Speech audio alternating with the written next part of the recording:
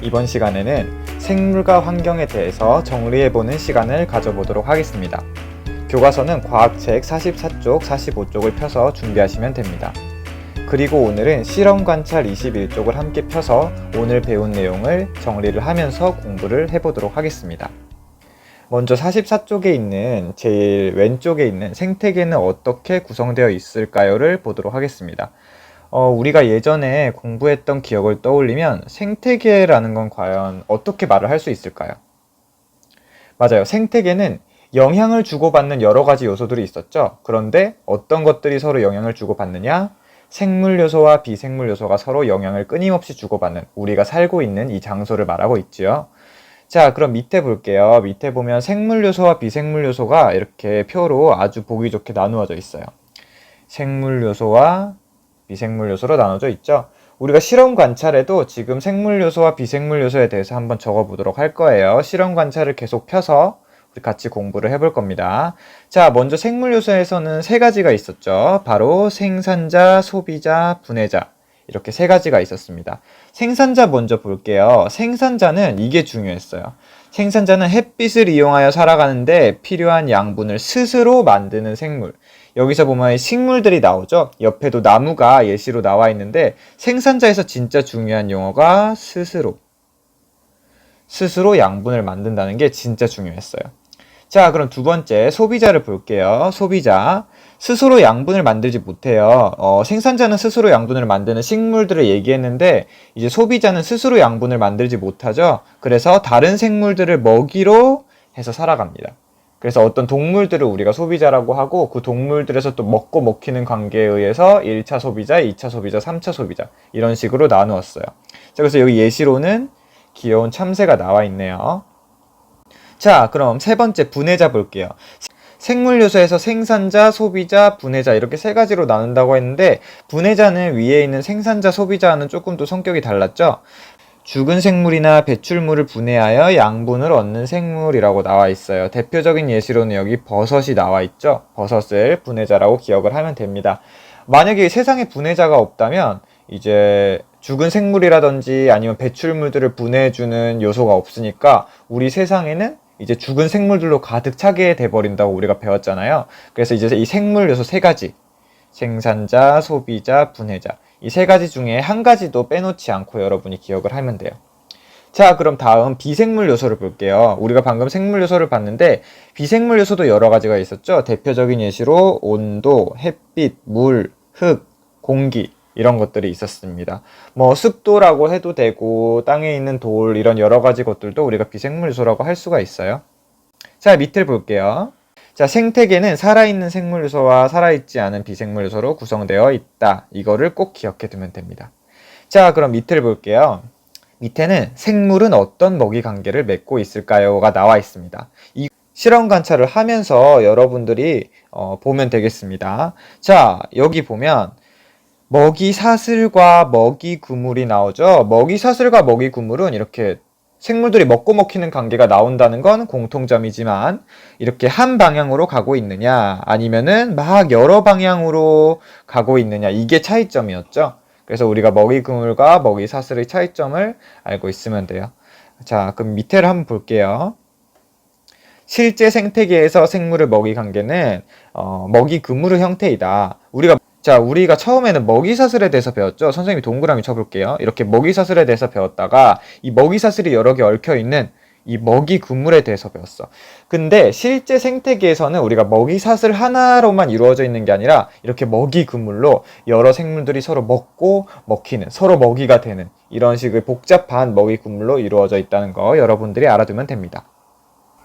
이제 45쪽을 보겠습니다. 비생물 요소는 생물에 어떤 영향을 줄까요? 라고 나와 있죠. 이것도 우리가 실험 관찰에 동시에 정리를 하면서 여러분들이 수업을 들으면 아마 도움이 많이 될 거예요. 비생물 요소 중에서 정말 많은 것들이 있었죠. 뭐 온도, 햇빛, 물, 흙, 공기 여러 가지가 있었는데 우리가 앞에서 실험을 했던 건 이제 햇빛과 물에 대한 실험을 했고요. 그리고 온도에 대한 얘기도 나왔었어요.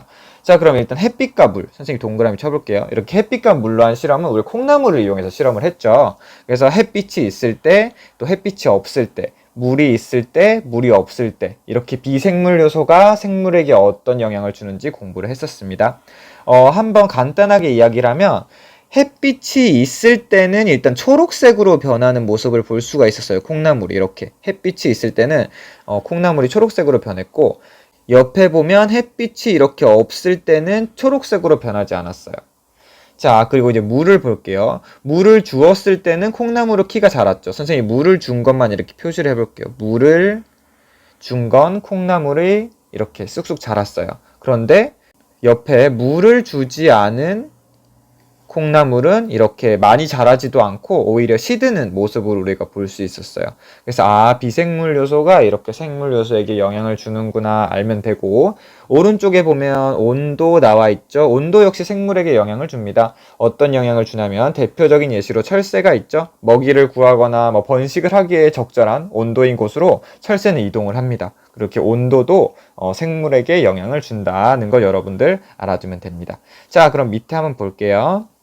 온도, 햇빛, 물 등 비생물 요소는 생물이 살아가는데 많은 영향을 준다라고 나와 있습니다. 이것도 정리하면 아주 좋을 거예요.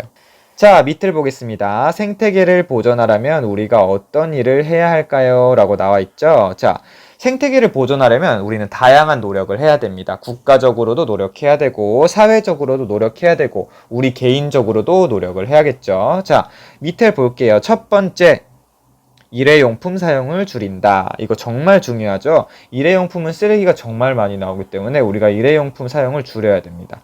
두 번째, 쓰레기를 분리 배출한다. 자, 분리수거하는 거 중요하죠. 분리수거하지 않고 쓰레기를 마구마구 버리면 이제 쓰레기 때문에 지구가 많이 힘들어하는, 생태계를 보존하는데 아주 힘든 상황이 될 거예요. 자, 세 번째 볼게요.